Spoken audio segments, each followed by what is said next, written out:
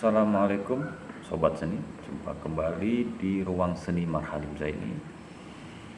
Sambil santai, kita kali ini mencoba nafsir puisi lagi. Ada yang minta saya menafsir puisi Rumah karya Toto Sudarto Bachtiar.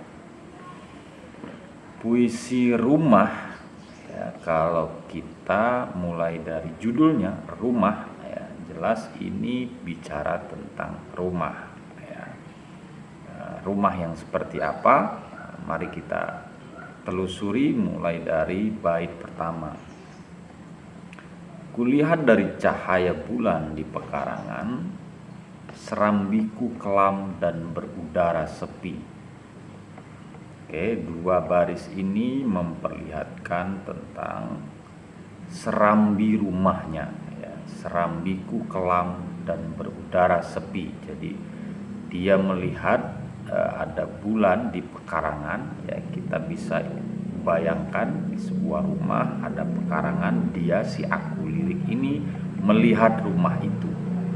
Dia melihat rumah itu dari jarak yang mungkin tidak terlalu jauh gitu.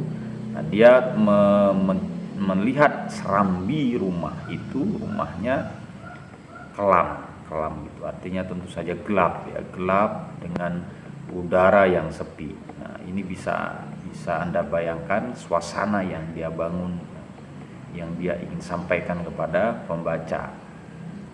Tidak ada suara, tiada pula bayangan, kecuali sahabatku semuanya pergi. Jadi tidak ada suara, tidak ada bayangan, jadi sepi ya. Sepi, senyap gitu. Tiada pula bayangan, tidak ada bayangan, tidak ada orang artinya berkelebat di sana. Kecuali sahabatku, semuanya pergi. Nah, kecuali di sini ya, menurut tafsir saya adalah yang sedang dia ingin bicarakan ya, sahabatnya itu. Kecuali sahabatku. Ya, semuanya pergi kecuali sahabatnya ini. Jadi di bait pertama dia ingin menyampaikan bahwa sahabatnya itu tetap setia tinggal di rumah yang dia lihat sepi dan kelam itu. Di bait kedua, terkadang terasa perlu ke rumah atau terasa perlunya tak pulang ke rumah, bercerita dan berkaca pada hari-hari kupunya di rumahku besar sekali nubuah, sebuah kisah. Terkadang terasa perlu ke rumah, terasa perlu tak pulang ke rumah. Jadi dengan melihat kondisi seperti itu di bait pertama,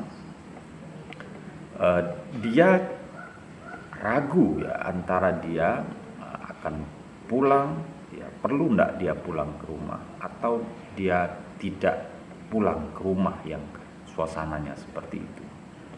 Ya, sementara di rumah yang besar itu, rumahku besar sekali, banyak kisah di sana. Ya, banyak kisah yang tentu saja kalau rumah yang mungkin saja sudah lama dia tinggalkan, yang berisi kisah-kisah masa lalu dia di rumah itu. Bait ketiga, kalau aku tiba terdengar suara berdetak tiba-tiba. Jadi kalau dia sampai di sana terdengar suara berdetak tiba-tiba.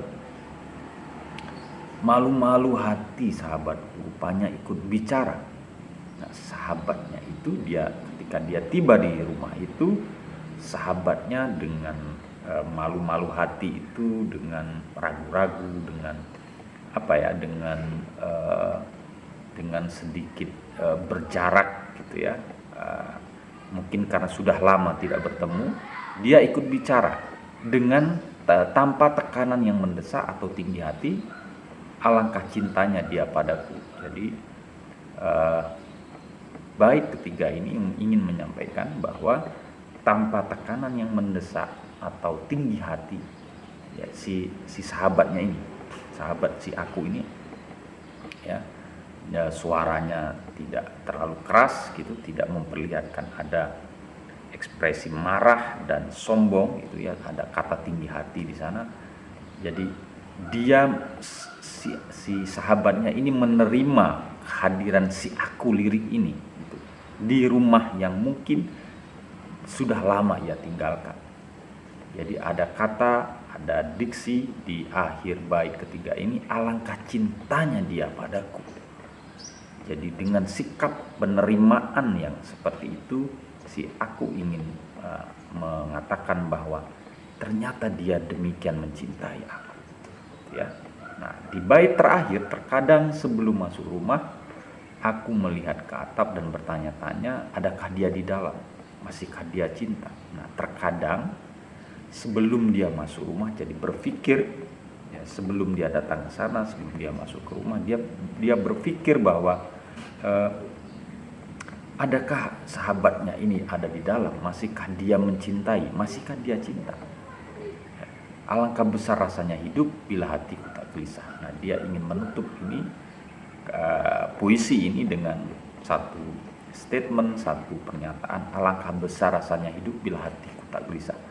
Jadi kegelisahan kalau timbul di dalam hatinya itu membuat kehidupannya itu tidak nyaman. Tetapi dengan cinta, ya, dengan keberterimaan sahabatnya ini di rumah itu, ini membuat hatinya tidak gelisah. Jadi dia bersyukur, dia merasakan bagaimana persahabatan itu, cinta itu membuat dia tidak gelisah. Oke, jadi puisi ini bicara tentang sebuah rumah yang sudah lama dia tinggalkan dan di sana ada sahabatnya. Sahabat di sini mungkin bisa saja siapa saja.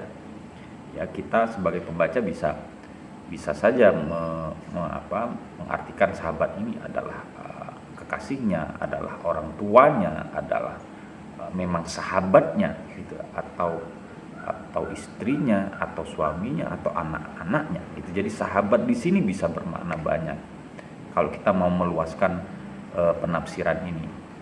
Jadi itu ya yang harus kita pahami ketika kita akan baca puisi ini. Rumah itu yang kita pahami adalah tema tentang persahabatan, ya, persahabatan yang abadi, ya, tentang rumah yang membuat kita bisa berkisah apapun di dalamnya dan kemudian meninggalkan banyak nubuat itu semacam wahyu, ya, kalau di dalam ini biasanya ada atau prediksi gitu ya, atau kisah-kisah, ya, kisah-kisah masa depan, kisah-kisah yang mungkin sering diceritakan ketika dia tinggal di sana. Jadi itu saya kira, ya, mari kita menafsir puisi dengan asik dan enjoy dan bebas. Ya, tafsir saya belum tentu sama dengan tafsir Anda. Yuk, assalamualaikum warahmatullahi wabarakatuh.